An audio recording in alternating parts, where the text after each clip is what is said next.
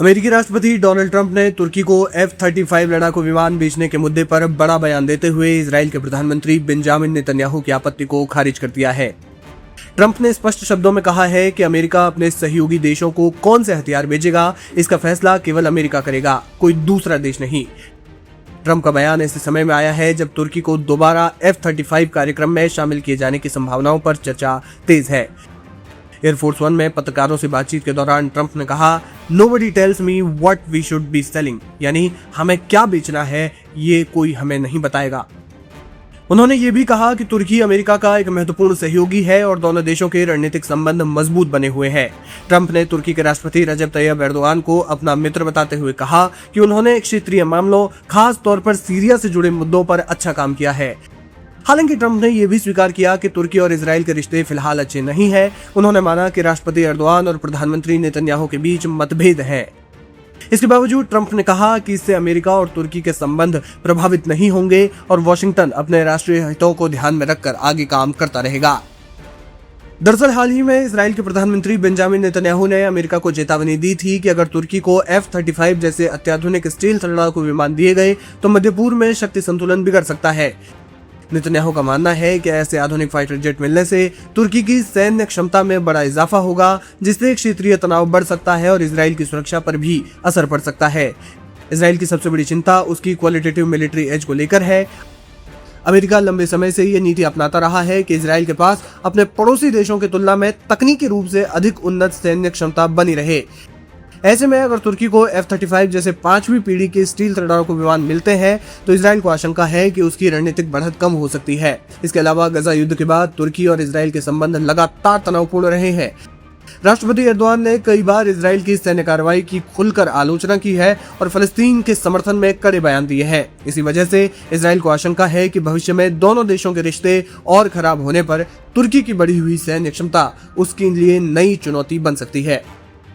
F-35 दुनिया के सबसे आधुनिक लड़ाकू विमानों में से गिना जाता है, जिसकी स्टेल्थ तकनीक, अत्याधुनिक सेंसर्स, नेटवर्क केंद्रित युद्ध प्रणाली और लंबी दूरी तक सटीक हमला करने की क्षमता इसे बेहद घातक बनाती है। यही कारण है कि किसी भी देश को इस विमान की बिक्री रणनीतिक दृष्टि से अत्यंत महत्वपूर्ण मानी जाती है।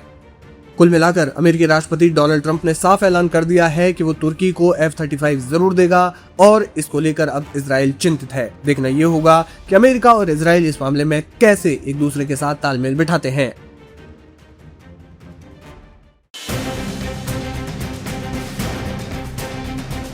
मिडिल ईस्ट में अमेरिका से किसी भी तरह की डील करना बेवकूफी है, क्योंकि वो धोखा ही देता है।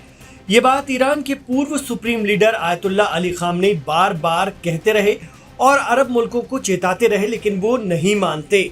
मीडिया रिपोर्ट्स के मुताबिक वो अक्सर कहते थे कि अमेरिका पर खित्ते में भरोसा मत करो, एक हो जाओ और उसे वहां से खदेड़ो, लेकिन किसी ने नहीं माना। अब सऊदी के साथ जो हुआ है उस पर खामनेई का पैगाम फिट बैठता है। पिछले हफ्ते एक खबर आई थी कि अमेरिका ने सऊदी अरब के साथ सिविल न्यूक्लियर पावर का ऐतिहासिक समझौता किया, लेकिन जैसा कि कहा जाता है कि प्रेसिडेंट ट्रंप पल में तोला पल में माशा वाले मिजाज में रहते हैं। सऊदी अमेरिका न्यूक्लियर डील को 24 घंटे भी नहीं बीते थे कि समझौता खटाई में पड़ गया। ट्रंप ने यहाँ शर्त रखी कि समझौता तभी लागू होगा जब सऊदी अब्राहम अकॉर्ड ज्वाइन करे और इसराइल को मान्यता दे। लेकिन मिडिल ईस्ट के जानकार कहते हैं कि मक्का और मदीना जैसे पवित्र शहरों वाला सऊदी, जिससे दुनिया भर के मुस्लिमों की भावनाएं जुड़ी हैं, ऐसा कभी नहीं करेगा और इस तरह अब सऊदी से भी अमेरिका के रिश्ते खट्टे हो गए हैं। सऊदी पर अब्राहम अकॉर्ड का दबाव बनाकर प्रेसिडेंट ट्रंप ने फिर नेतन्याहू को खुश किया और सऊदी को नाराज कर दिया। यहाँ इमाम खामनेई की वो बात भी सच साबित हो गई कि खित्ते में अमेरिका सिर्फ और सिर्फ इसराइल के फायदे के लिए है। वो अरब मुल्कों को ना बचाएगा और ना ही उनके फायदे का सोचेगा। सऊदी ने एक तरह से फिर ईरान को ये कहने का मौका दे दिया है कि अमेरिका से डील करना मूर्खता है, क्योंकि वो धोखा ही देता है। उधर इसराइल भी अमेरिका से नाराज हो चुका है। युद्ध के दूसरे दौर में वो कहीं भी उसके साथ दिखाई नहीं दिया, बल्कि खुद लेबनान में हिजबुल्लाह के साथ जंग में उलझा रहा। कई बार कहने के बाद भी इसराइल लेबनान से निकलना नहीं चाहता और सीजफायर के प्रस्ताव को भी वो नहीं मान रहा है और हमले जारी रखे हुए था। ट्रंप मिडिल ईस्ट में यह हड़बड़ी इसलिए भी दिखा रहे हैं क्योंकि ईरान के न्यूक्लियर प्रोग्राम को जल्दी खत्म करने और वहां की सरकार को उखाड़ फेंकने का जो उन्होंने सोचा था 5 माह बाद भी वो अधूरा है।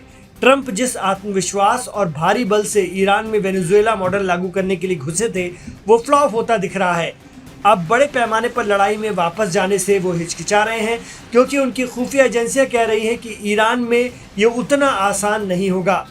केवल 29% अमेरिकियों ने ही ट्रंप के जंग में उतरने के फैसले को मंजूरी दी है और तेल की आपूर्ति न होने से कहीं न कहीं अमेरिका पर भी अब असर पड़ने लगा है।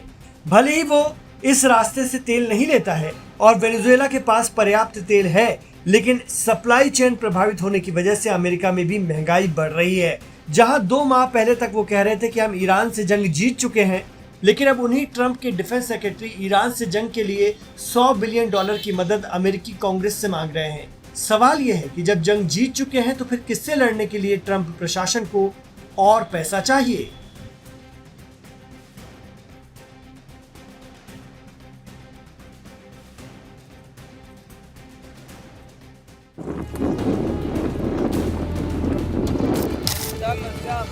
طايرة سيارة يحرق الله تعالى إن कटी पतंग की तरह आसमान से गोते खाकर गिरता ये ड्रोन देखिए। ये है हूतियों का यमन, अंसारुल्लाह का यमन, और ये आग के शोले में तब्दील हो चुका वो कबाड़ है जिसे अभी अभी गिराया है इन चप्पल पहनकर तो कभी नंगे पैर चलने वाले बहादुर लड़ाकों ने। बहादुर इन्हें हम नहीं बल्कि खुद अमेरिका के प्रेसिडेंट ट्रंप कह चुके हैं। जी हाँ, यमन के हूती लड़ाकों ने खुद इस वीडियो को शेयर किया है, जिसे ईरानी मीडिया ने भी शेयर किया। ईरान समर्थक यमन के अंसारुल्लाह का दावा है कि उन्होंने अपने दुश्मन सऊदी अरब के ड्रोन को यमन के जवाफ प्रोविंस में उस वक्त गिराया जब वो किसी हमले की तैयारी से यहाँ आया था। बताया जा रहा है कि ये ड्रोन तुर्की में बना है और ईरान के बाद तुर्की ड्रोन टेक्नोलॉजी में माहिर माना जाता है। अंसारुल्लाह के इस एक्शन ने बता दिया है कि वो सऊदी को आसानी से छोड़ेंगे नहीं। पहले सऊदी के एयरपोर्ट पर हमला, फिर सऊदी का पूरा नेवल ब्लॉकेट और उसके बाद लाल सागर पर ब्लॉकेट का उल्लंघन कर रहे सऊदी अरब के 2 जहाजों को धुआं करने के बाद अंसारुल्लाह ने अब सऊदी का ड्रोन गिरा दिया है।